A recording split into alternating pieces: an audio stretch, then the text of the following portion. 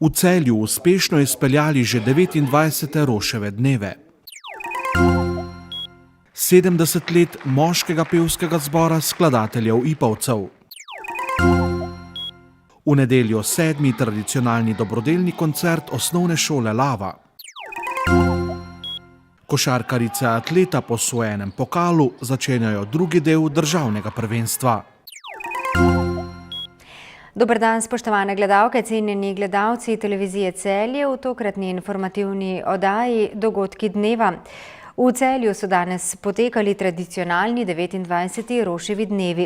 Na literarni natečaj za mlade literate iz 8. in 9. razredov, ki ga vsako leto organizirata Javni sklad za kulturne dejavnosti in osnovna šola Frana Roša Celje, je letos prispelo 60 del. V ožji izbor so jih uvrstili 20. Avtorji slednjih so se tudi udeležili današnjega dogajanja. Organizatorji so z letošnjimi Roševimi dnevi zadovoljni, saj so prejeli 33 proznih prispevkov in 41 pesmi, ki so jih 8. in 9. šolci skupaj z mentorji prijavili na natečaj. Roševi dnevi so vsako leto nekaj posebnega, ker tukaj zberemo res cvet tistih osnovnošolcev, ki znajo pisati in ki imajo take mentorje, da jih dovolj navdušijo, da stopijo stopnico više, se pravi, da ustvarijo res neke presežke. Zadovoljni smo tako z odzivom kot s kvaliteto. Veselje mi je pravzaprav, da s tem tradicionalnim literarnim dogajanjem ohranjamo ali pa tudi mogoče v širšem slovenskem prostoru predstavljamo Frana Roša. Celjani ga že več ali manj poznamo, medtem ko širša slovenska javnost pa vprašanje. Letos sta prispela dela pregledala dva sodobna slovenska mladinska pisatelja, Peter Svetina in Andrej Predin, ki sta za izbranih 20 literatov in njihovih mentorjev pripravila tudi delavnici. Literarno za mlade avtorje z naslovom Kdo je pisatelj in kaj pomeni biti pisatelj, ter kako in o čem naj pišejo mladi za mentorjem. Meni se zdi, da na ta način tudi v šoli pri pouku spodbujamo eno kreativnost, nadarjenost, pa ne sem zato, da potem na koncu nastane nekaj, kar je en presežek, ampak zato, ker tudi otroci na ta način lahko izrazijo sebe in pri pouku zelo uživajo. Kljub temu, da je vseh 20 avtorjev napisalo odlična dela, pa je komisija izmed njih izbrala 5 tistih, ki so prejeli tudi enakovredne nagrade. To so Mina Brezič iz 3. osnovne šole Celje, Iva Kovačič iz osnovne šole Brežice, Rok Panjan iz osnovne šole Artiče, Zala Ramšak iz osnovne šole Frana Roša Celje in Samo Recek iz osnovne šole Kuzma. Pisala haikuje, to so pa pesmi japonskega izvora z 3 verzi samo, pa sem tudi prvič pisala to. Mislim, sploh nisem poznala prej in zdaj sem pač prvič res to. Večinoma sem jih pisala po noči v bistvu, ko sem se kar tak, sem se nekaj spomnila, recimo ob 3 zjutraj in sem si sam zapisala na telefon, potem sem jih pa poslala in očitno so bili dobri, ja. Jaz sem pa v bistvu pisal neke vrste avtobiografijo. Pač doma so bile težave, moj ati, oče, foter, karkoli, je v bistvu nekaj ima težave s psihopijancije in sem pač zapisal eno od teh dogodkov, ki jih je bilo mnogo. Po predstavitvi del in podelitvi priznanj so si v popoldanskem delu srečanja mladi ogledali še Roševo hišo. To je tudi priložnost, da se srečamo s širšo družino Roševih, ki zelo prijazno se odzove vsako leto našemu vabilu, prošnji in pravzaprav tudi pridejo iz različnih krajev, se vrnejo nazaj v Celje. V sklopu Roševih dnevov pa so že 9. odprli tudi razstavo najboljših glasil z literarnimi prispevki osnovnošolskih otrok, pri kateri so tretjič sodelovali tudi srednješolci. Razstava bo v Osrednji knjižnici Celje odprta en mesec. Pevska oziroma zborovska tradicija v Šentjurju je zaradi izročila skladateljev Ipavcev in nazadnje tudi Antona Martina Slomška in Valentina Orožma pomembno tkivo krajevne identifikacije. Zanjo med drugim skrbi moški pevski zbor skladateljev Ipavcev, ki nepretrgoma deluje že 70 let. Organizirano petje je bilo v Šentjurju doma sicer že pred 2. svetovno vojno. Nekaj mesecev po osvoboditvi izpod nemškega jarma je decembra 1945 prvič nastopil takratni pevski zbor Osvobodilne fronte Sveti Jurij pri Celju. Program je bil sestavljen iz slovenskih narodnih in partizanskih pesmi, ob nastopu pa je sodeloval tudi mali orkester. Moški zbor si je čez nekaj let nadel ime znamenite rodbine skladateljev in zdravnikov. V čas 70-letnici neprekinjenega petja so v Ipavčevem kulturnem centru pripravili slavnostni koncert, kjer so sodelovali zboroma, s katerima so pred 3 leti posneli material za nosilec zvoka z naslovom Naši Ipavci. To sta bila moški pevski zbor Planina z zborovodjem Matejem Romihom in moški pevski zbor Dramlje z dirigentom Matevžem Goršičem. Šentjurske fante 4. leto zapored vodi zborovodkinja, ki je nasledila 7 moških predhodnikov. Fantje so zelo zagnani, pridni, tako da včasih se mi že zdi, da jih kar malo namatram, ampak še vseeno so vedno nasmejani, z nasmehom obrazu pojejo, tako da. Ob četrtkih zvečer se dobimo, zdaj ura 6-7, 2 urce približno, odvisno od nastopov, repertoarja in podobno. Tako da načeloma enkrat na teden, če se pa pojavijo potrebe, tako kot zdaj, ko gre za večji projekt, pa uberemo še drugo pot, intenzivne vaje in se imamo dobro. Smo dejansko ponosni na totih 70 let. Zato je redko, kad je zbor ima to priliko, da je neprekinjeno deloval. Poleg vzponov in padcev se je zmeraj zadržal vsaj na minimalnem nivoju.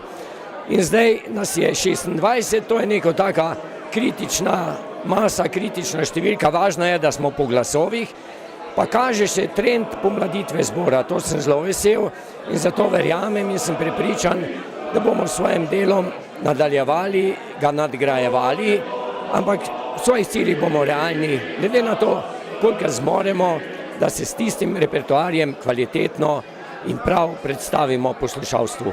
Zbor je na prireditvi prejel zlato jubilejno priznanje Javnega sklada Republike Slovenije za ljubiteljske dejavnosti. Podeljeno je bilo tudi malo morje Galosovih značk. 7 jih je bilo zlatega leska, častne značke pa je prejelo 13 pevcev. Prejem takšnega priznanja je dejansko nek dober občutek, da si sam se niti ne zavedaš, toliko let uspel podpirati kulturo, skrbeti za kulturo, osebno še toliko bolj, ker sem hkrati tudi organist, kot repetitor, se teh stvari toliko bolj zavedam. Zato mi je vsako priznanje, ki ga človek dobi, v nematerialnem smislu toliko bolj pomembno, da pač v svojem življenju delaš neke stvari, ki jih širša družba tudi prepozna, in če ni kultura tista, kar verjetno je tudi skozi ta priznanja, ki ravno naš narod, pravzaprav vsak narod drži pokonci, drži pozitivno miselnost, pozitivno vzdušje. O vsej dolgi poti, ki jo je v 7 desetletjih prehodilo natančno 232 pevcev in 8 zborovodij, priča tudi spominska razstava. Vsi 3 prisotni zbori so na koncu seveda zapeli tudi skupaj.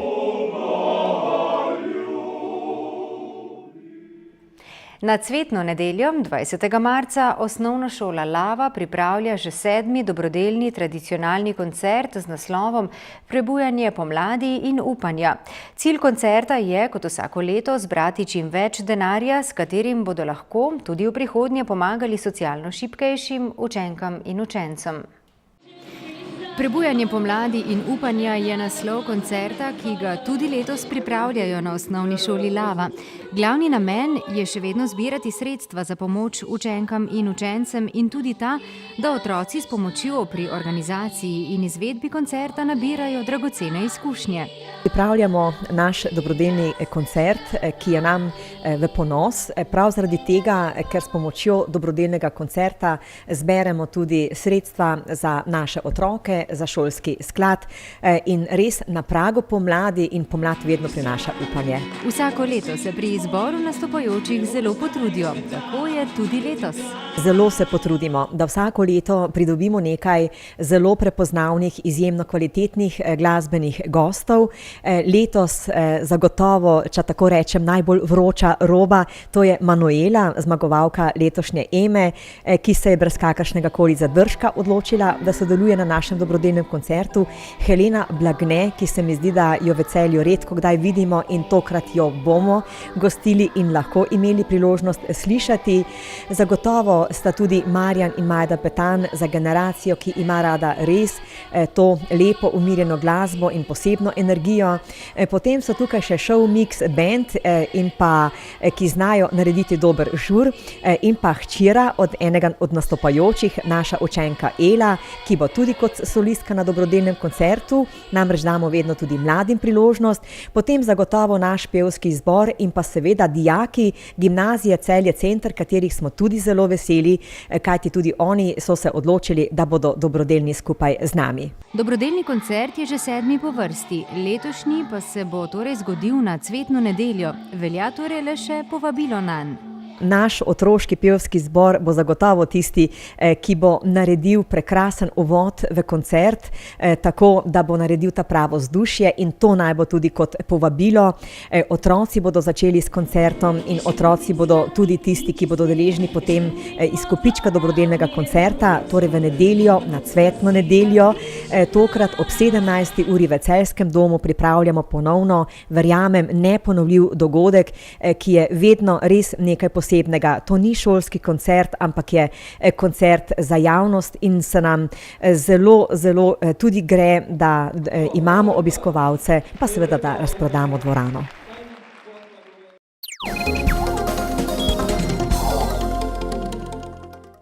Košarkarice celjskega Atleta bodo po osvojeni pokalni lovoriki jutri začele drugo polovico državnega prvenstva. V naslednjih 3 dneh jih čakata zahtevni gostovanji v Grosuplju in v Kranju pri drugo in tretjo uvrščeni ekipi iz prvenstva. Prvo mesto po koncu drugega dela državnega prvenstva v končnici prinaša prednost domačega igrišča. Celjanke imajo trenutno pred Kranjčankami 2 zmagi prednosti, tretje Grosupeljčanke za Atletom zaostajajo za že 5 zmag.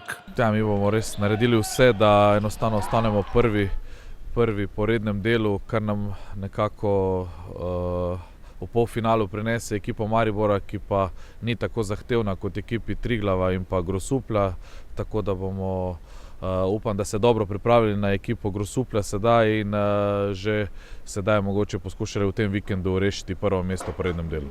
V celjskem Taboru so po osvojenem pokalu ekipo pred nadaljevanjem sezone skušali nekoliko osvežiti. Ja, glede na to, da smo bili kar psihično izčrpani, ne tako fizično kot psihično, tega smo poskušali v zadnjem tednu malo osvežiti ekipo in pa sedaj že pripraviti na prvo tekmo ali pa kar 2 močni tekmi, ki jih imamo v 3 dneh, tako da bomo videli, kakšna bo situacija po teh tekmah.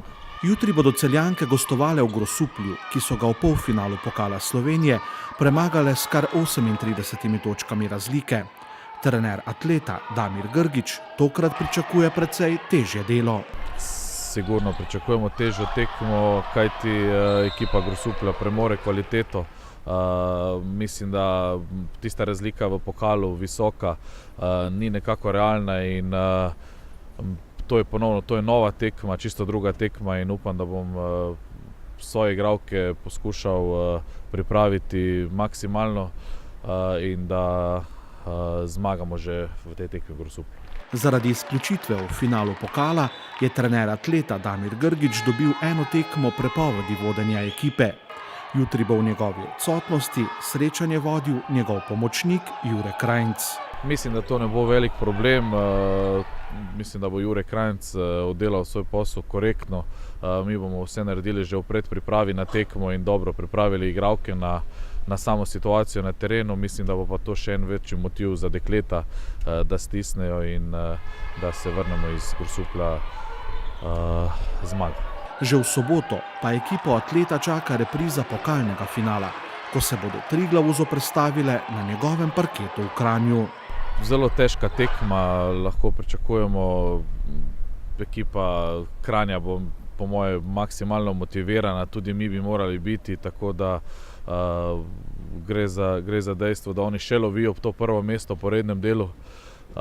Tako da mi bomo naredili pa vse, da jim to onemogočimo in da, tako kot sem rekel že prej, mogoče že po tem vikendu rešimo prvo mesto po rednem delu.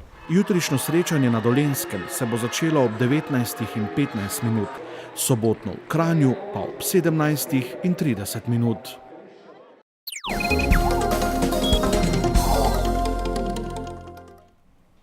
Jutri bo sprva pretežno oblačno, čez dan se bo postopno zjasnilo. Najnižje jutranje temperature bodo od -3 do -1, na Primorskem 6, najvišje dnevne od 8 do 12 stopinj Celzija.